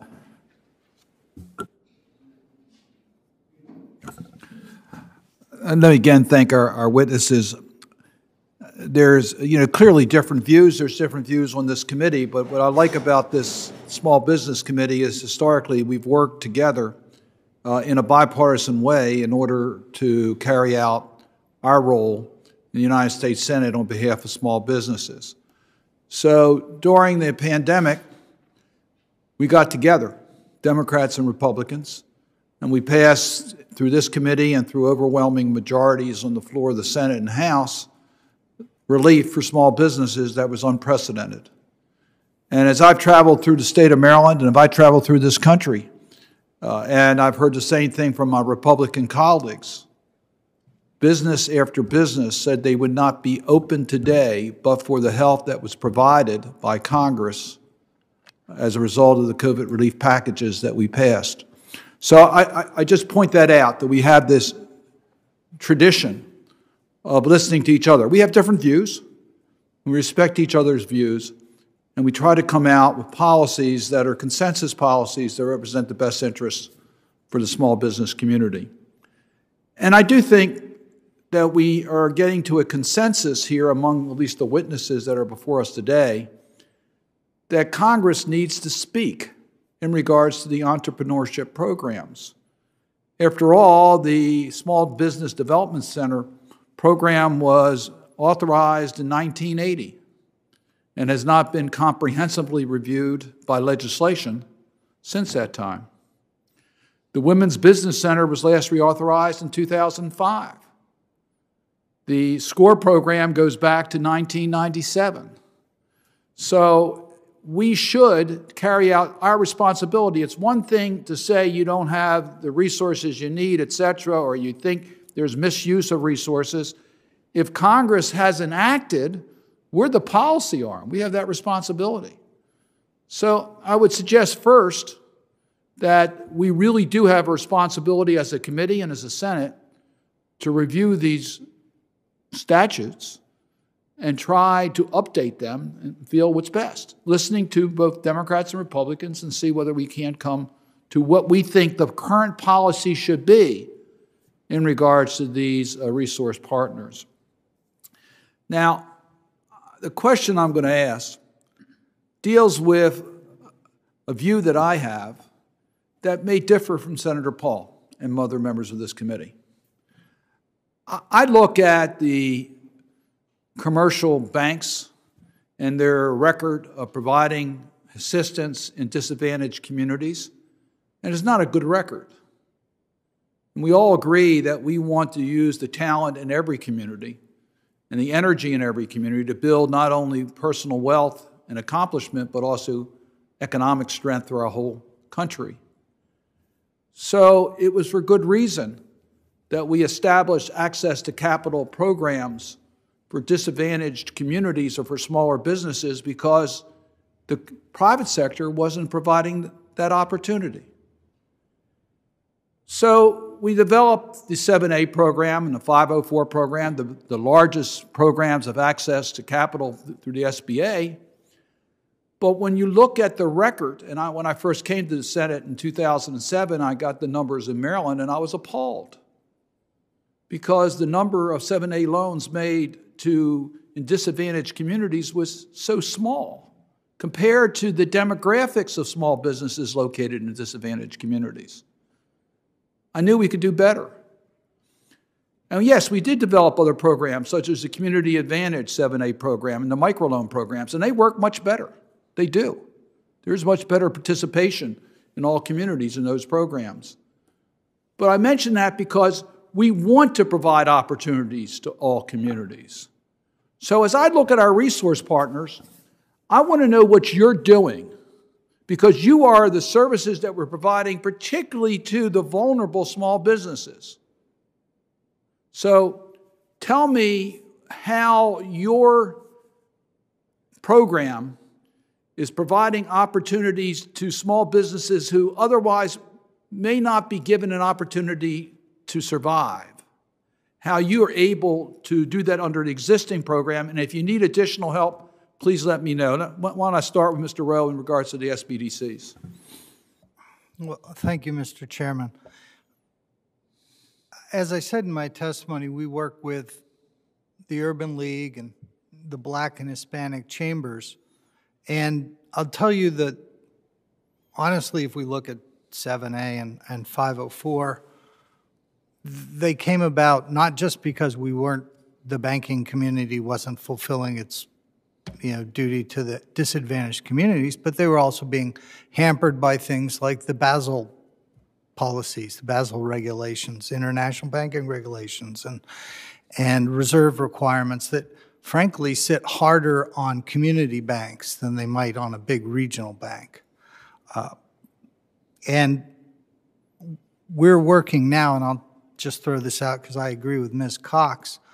Today in D.C., our SBDC is helping small businesses do their taxes today.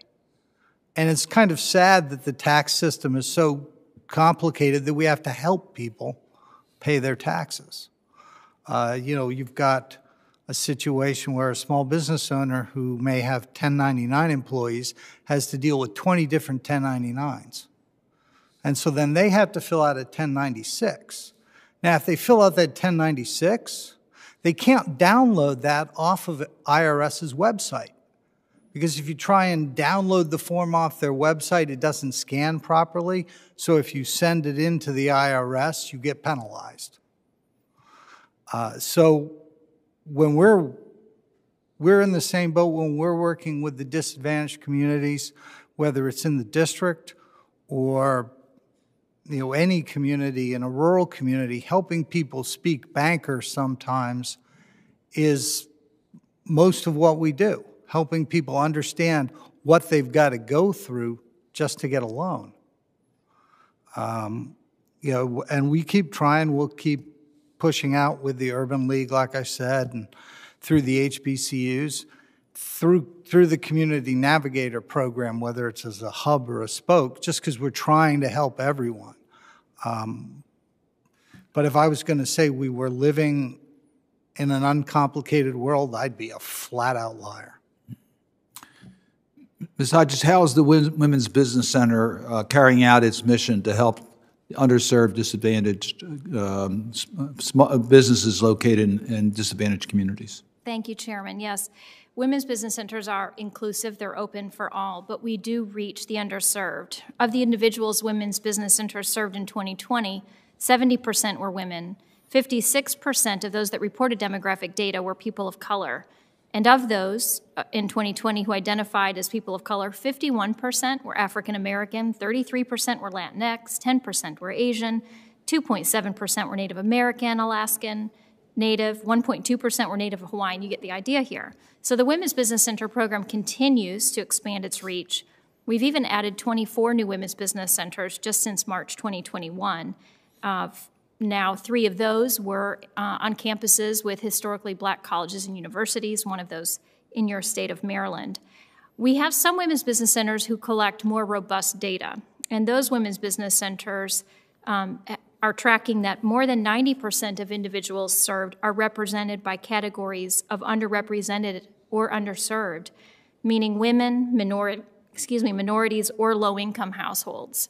And I'd like to share an anecdote as well, if I could, which is that in the state of Kentucky in Georgetown, African-American woman-owned business just in 2012 opened her business and explained to me in November she struggled to secure a $5,000 startup loan without the signature of her husband.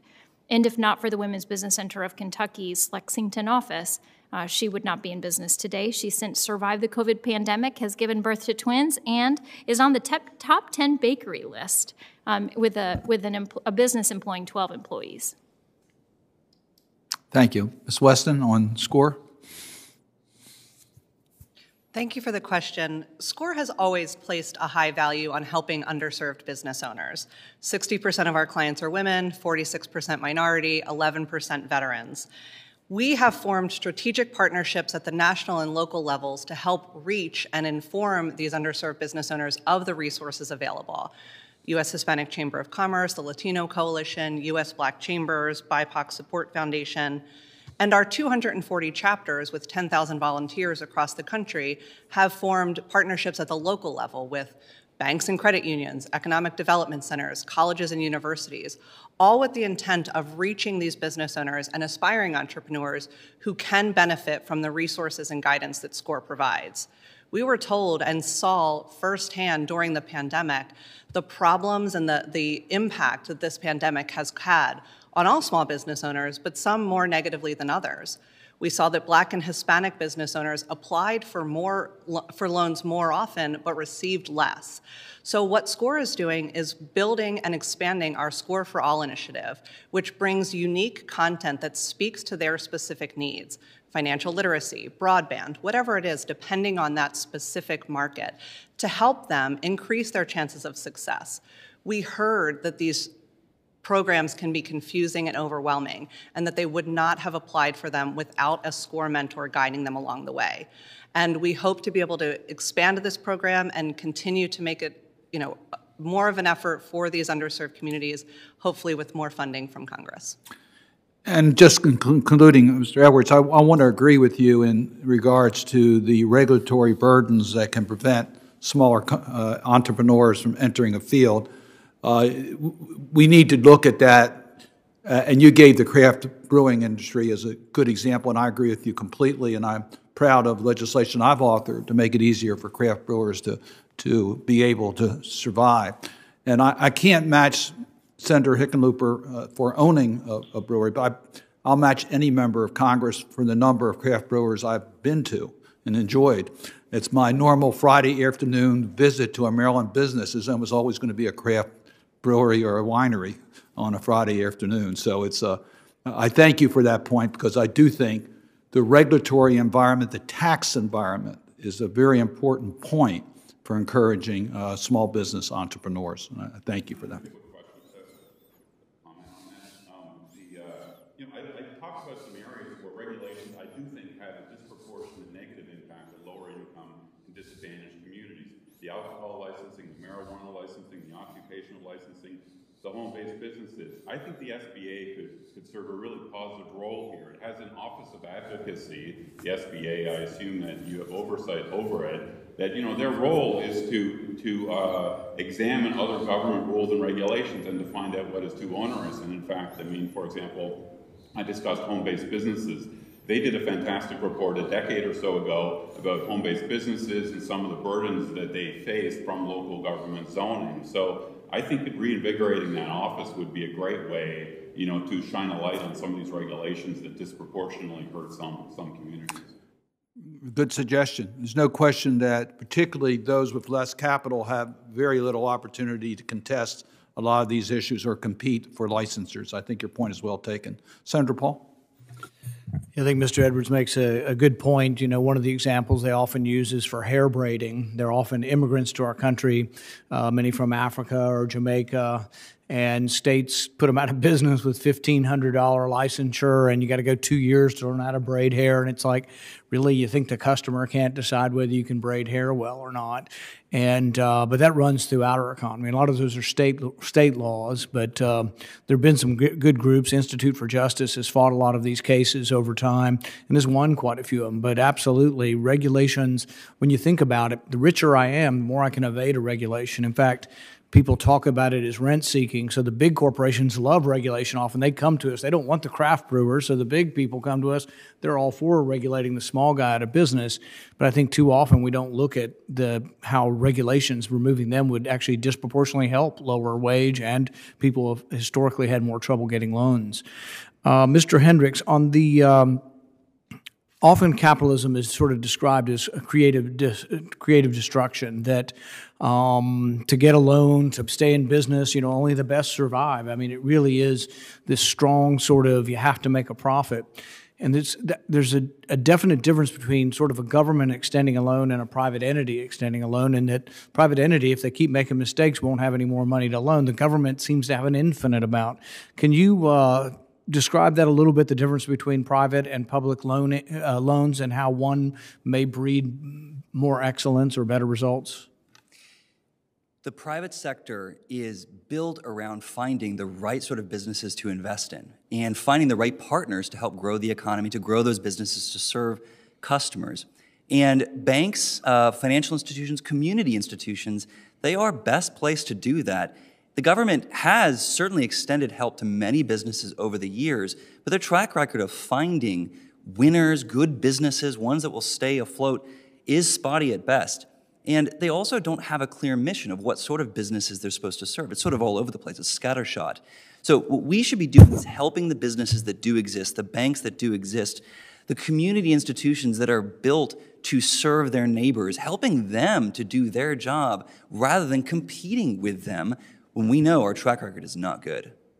Same question, Mr. Edwards, and any kind of disadvantages to leaving this role to government as far as other businesses that don't get funded? One thing I'm worried about, with all of these issues is government crowd out. When the government enters an area, they tend to push out, private sector solutions. And I think with the SBA loan guarantees, either they're just replacing stuff that the private sector generally would have done itself, or they're extending loans probably to people that maybe shouldn't get the loans. We saw that with the housing crisis over a decade ago. So as Michael said, the private sector lenders want to lend. That's how they earn a return. And I went into detail about in my written testimony about angel investors.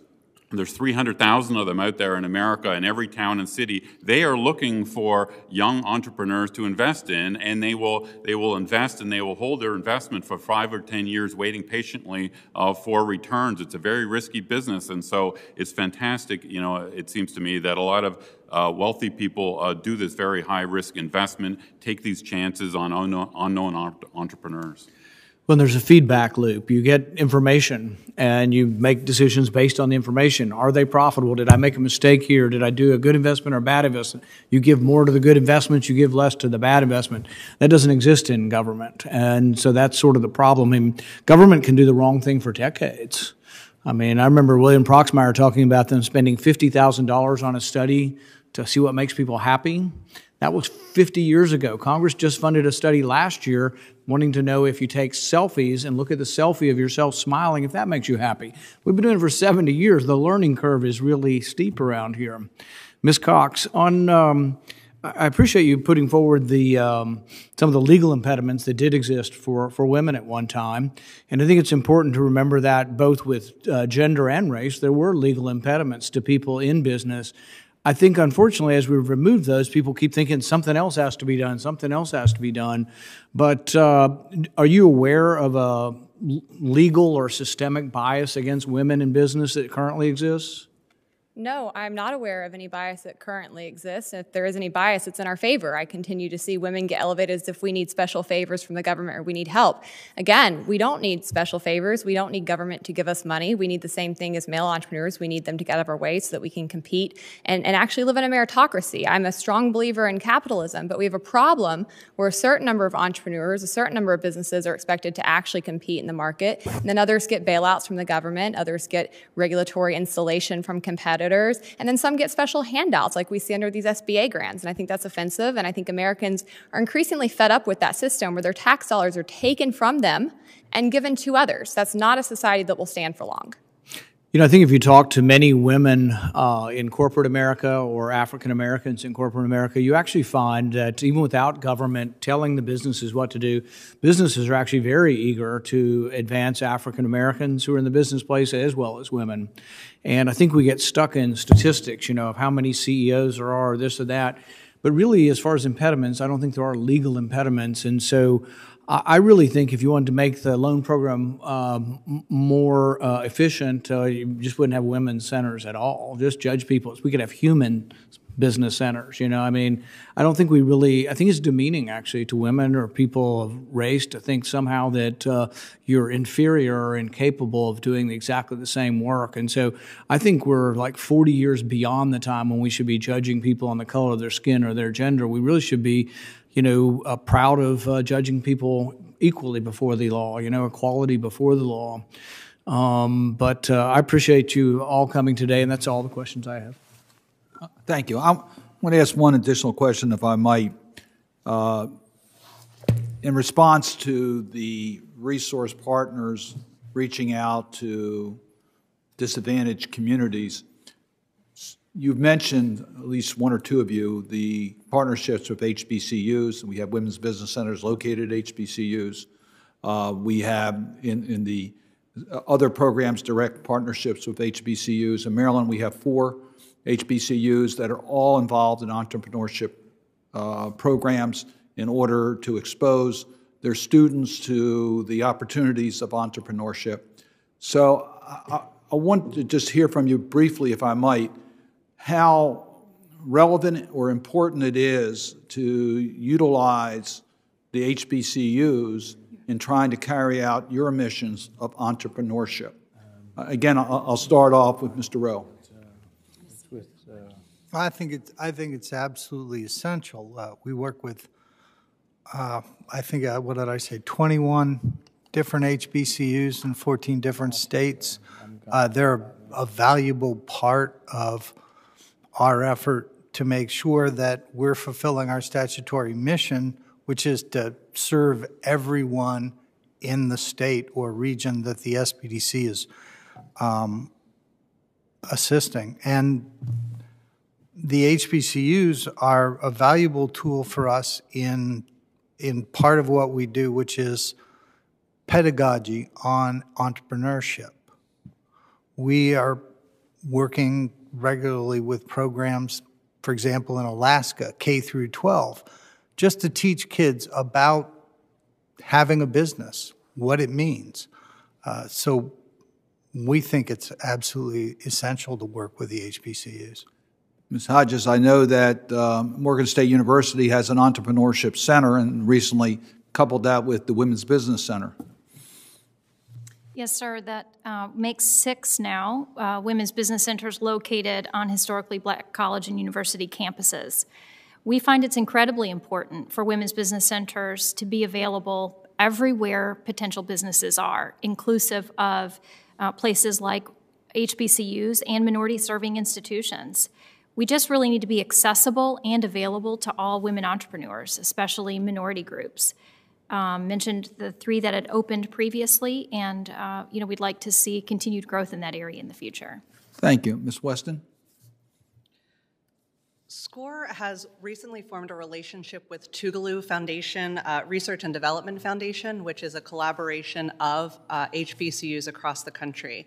We're working with them to make sure that HBCUs have access to SCORE mentors and our educational materials regardless of where they are in the country. Many of the local HBCUs do partner with our SCORE chapters and have used our educational materials and courses, as well as helped us be an avenue to let people know about the mentors and resources that SCORE brings to these to anyone looking to start or grow a small business. Thank you. Senator Paul. Well, once again, let me thank our witnesses. I think your testimony will help us as we move forward in regards to legislative oversight and action. So with that, the committee will stand adjourned with our thanks.